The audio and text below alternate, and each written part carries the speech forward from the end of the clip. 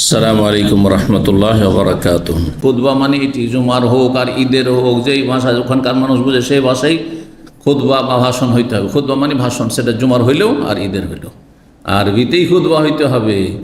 এটা অবুঝ মোল্লারা ফতোয়া দিয়েছে, বুঝলেই ফতোয়া দিত না তারা, জি। আর জাতিকে মূর্খ রেখেছে। জুম্মা রাষ্ট্রপতি প্রধানমন্ত্রী পড়তে পারত মুসলিম হইলে, তাদেরকে দিনের জ্ঞান থেকে বঞ্চিত রেখেছে বেদাতীদের ফতোয়া। নাহলে প্রতি বছরে 52টি সপ্তাহ 52টি বিষয় সম্পর্কে জানতে পারত এই নেতা মাথারা, দায়িত্বশীলরা।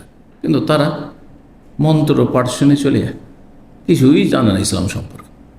যারা ইসলাম সম্পর্কে কিছুই জানার সুযোগ পেল না, বাল্য জীবনও শিখেনি, দুনিয়ার পড়া পড়েছে, আর তারপরে জমা মসজিদে গেলেও কিছু শেখার সুযোগ পায় না, আর এই মাহফিলে আর দার্সে আসার জন্য তাদের সময়ও নেই, আর তাদের ওইসব তার চেয়ে বড়ো কাজ তাদের কাছে আছে।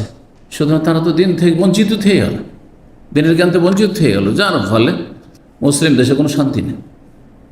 নেতৃত্বই যদি দিন সম্পর্কে জ্ঞান না রাখে, তো সেখানে কতটা আর কী কল্যাণের আশা রাখবে।